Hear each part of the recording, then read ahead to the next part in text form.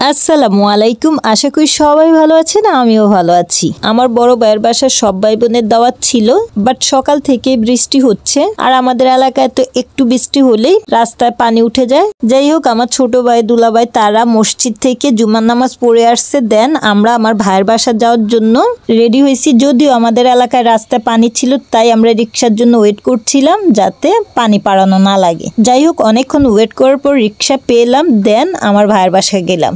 যদিও আমার বড় ভাইয়ের বাসা আমাদের বাসা থেকে তেমন দূরে নয়, বড় জোর 10 থেকে 15 মিনিটের মতো টাইম লাগে। আমরা তো আমার বড় ভাইয়ের বাসায় চলে আসছি। আমার অন্যান্য বোনেরা যার যার কাজকর্ম শেষ করে দেন, তারা তাদের মতো করে আসছে, বাট এখন আমরা এই কজনই আসছি। বেসিকলি আমার মেজো দুলাভাই, ছোট ভাই বাহির থেকে আসা উপলক্ষেই বড় ভাইয়ের বাসায় সব ভাই বোনের দাওয়াত ছিল।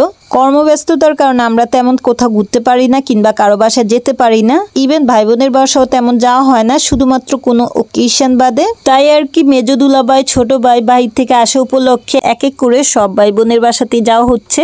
আরেকটা জিনিস দেখাচ্ছি, হতে পারে এটা দেখে আপনারা উপকৃত হবেন।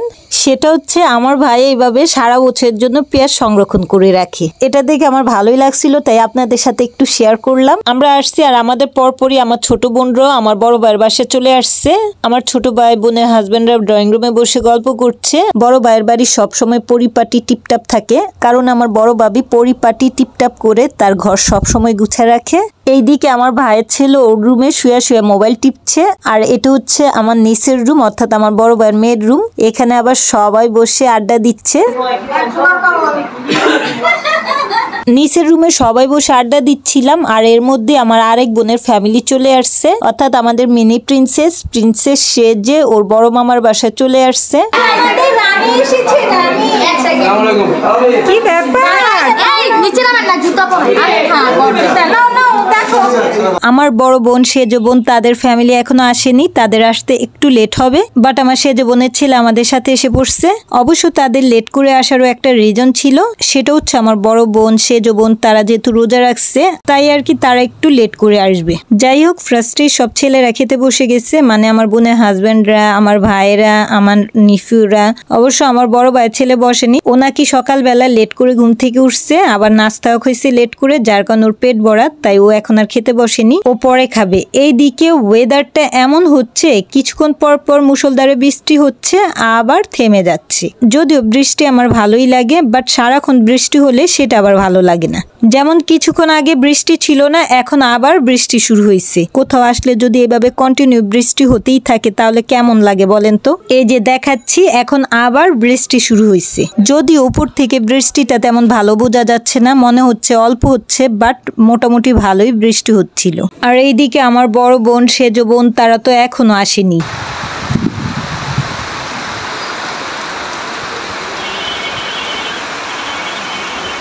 যাই হোক, কিছুক্ষণ সময় ব্যালকনিতে দাঁড়ায় বৃষ্টি এনজয় করলাম। এখন খেতে যাব, পুরুষদের খাওয়ার ডান, এখন আমরা মেয়েরা খাবো। আর এইদিকে আমাদের এই ফুলটুসি ওর আপির রুমে সুন্দর করে বসে রইছে। ও তোর বাবাকে ছাড়া চুপচাপ সুন্দর করে বসে আছে, কারোর সাথে কথা বলছে না, জাস্ট সবাইকে দেখছে।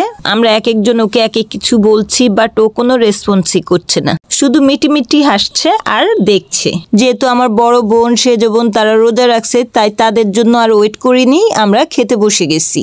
এইদিকে খেতে বসে তো দেখি আমার বড় ভাবি অনেক কিছু রান্না করছে, যেমন রোস্ট, গরুর মাংস, রুই মাছ ফ্রাই, মলা মাছের চচ্চড়ি, চেওয়া মাছ, চিংড়ি মাছ, শুটকি বোনা, মানে অনেক কিছু রান্না করছে। যেহেতু আমার অন্যান্য বোনেরা, বড় ভাবি তারা রোজা রাখছে, তাই তাদের ছাড়াই আমরা খেতে বসে গেছি। আমাদের দুপুরের খাবার শেষ হওয়ার কিছুক্ষণ পরেই আমার বড় বোন চলে আসছে, আর এসে তো বলছে আজকে নাকি অনেক বৃষ্টি হচ্ছে, আবার রাস্তাঘাটেও পানি উঠে গেছে, তাই আসতে একটু প্রবলেম হয়েছে।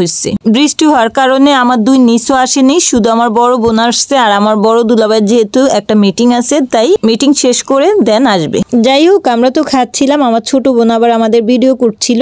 সবার দুপুরে খাওয়ার ডান।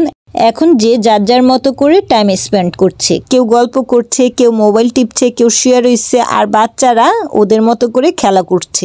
এমন করে সবাই মিলে বিকেলের সময়টা কাটালাম। আর এইদিকে আমার বড় ভাই কি করছে, সন্ধ্যেবেলায় সবাই খাওয়ার জন্য ফ্রুটস কাটছে। মহিলারা যেহেতু অনেকেই রোজা ছিল, তাই ইফতারের আয়োজন করা হয়েছে। যেহেতু মাগরিবের আজান দিতে তেমন টাইম নেই, তাই আর কি সবকিছু রেডি করা হচ্ছে। আর এইদিকে আমার বড় দুলাভাইও চলে আসছে, যদিও আমার সেজ দুলাভাই এখনো আসেনি। আর আমার ছোট বোনের হাজব্যান্ড আবার দুপুরে খাওয়া দাওয়া শেষ করে দেন বাসায় চলে গেছি।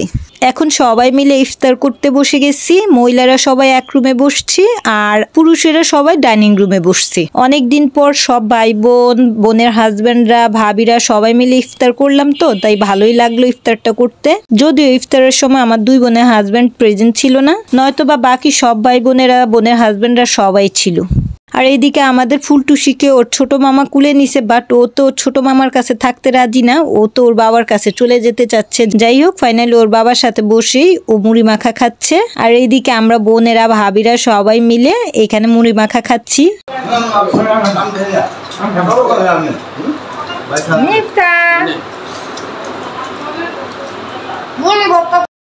মুড়ি মাখাটা খুবই মজা হয়েছিল। যাই হোক, সবাই তো ইফতার করে দেন, নামাজ পড়ে সবাই রেস্ট নিচ্ছিলাম। তখন আমার বড় ভাই আবার কি করলো, সবার জন্য কফি বানায় আনলো। যেহেতু আমার ভাই অনেকগুলো করে কফি দিচ্ছে আর সবাই এতগুলো খেতে চাচ্ছিল না, তাই আর কি যার যেটুকু খেতে মন চাইছে সে সেইটুকুই খাচ্ছে। আমার যেহেতু মাথা ব্যথা ছিল তাই আমি আর কমাইনি, পুরোটাই খাইছি। আর এইদিকে আমাদের এই ফুলটুসির তো জিদ উঠে গেছে, তাই ও কান্না করছে। পুরুষেরা তো রাতের খাবার খেতে বসে গেছে ডাইনিং টেবলে, আর আমরা আমার নিচের রুমে বসছি, কারণ আমরা নিচের বিয়ের ভিডিও দেখবো আর খাবো।